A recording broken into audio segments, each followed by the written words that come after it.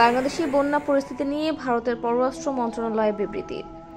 সাম্প্রতিক সময়ে বাংলাদেশের দক্ষিণ পূর্বাঞ্চলে ভয়াবহ বন্যার সৃষ্টি হয়েছে, যা ব্যাপকভাবে ক্ষতিগ্রস্ত করেছে দেশের বিভিন্ন অঞ্চল। কুমিল্লা থেকে শুরু করে নোয়াখালী, লক্ষ্মীপুর এবং ফেনী জেলার বিস্তীর্ণ এলাকাগুলো পানির নিচে ডুবে গেছে, যা মানুষের জীবনযাত্রা বিপর্যস্ত করেছে। এই পরিস্থিতির জন্য ভারতের অবহেলা এবং দায়িত্বহীনতা একটি বড় ভূমিকা পালন করেছে বলে মনে করা হচ্ছে। ভারতের ত্রিপুরা রাজ্যের সীমান্তবর্তী অঞ্চল থেকে প্রবাহিত পানির উচ্চতা বৃদ্ধির ফলে বাংলাদেশের নিম্নাঞ্চলীয় এলাকাগুলো প্লাবিত হয়েছে।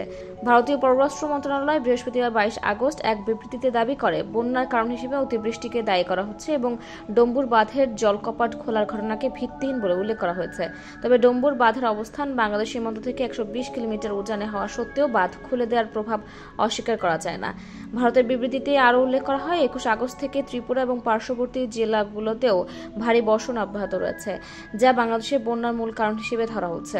পাশাপাশি ভারতের সঙ্গে বাংলাদেশের বিভিন্ন নদীগুলোর বন্যা সমস্যা একটি যৌথ দুর্যোগ হিসেবে তুলে ধরে দুই দেশের মধ্যে ঘনিষ্ঠ পারস্পরিক সহযোগিতার প্রয়োজনীয়তার ওপরও গুরুত্ব আরোপ করা হয়েছে।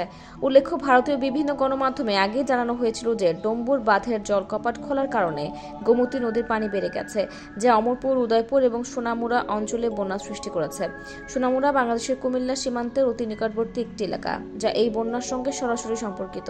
ভারতের এমন পদক্ষেপ বাংলাদেশের জনগণের জন্য আরও দুর্ভোগ সৃষ্টি করেছে, যা আন্তর্জাতিক সম্পর্কের ক্ষেত্রে আরও সংকটময় পরিস্থিতি তৈরি করতে পারে।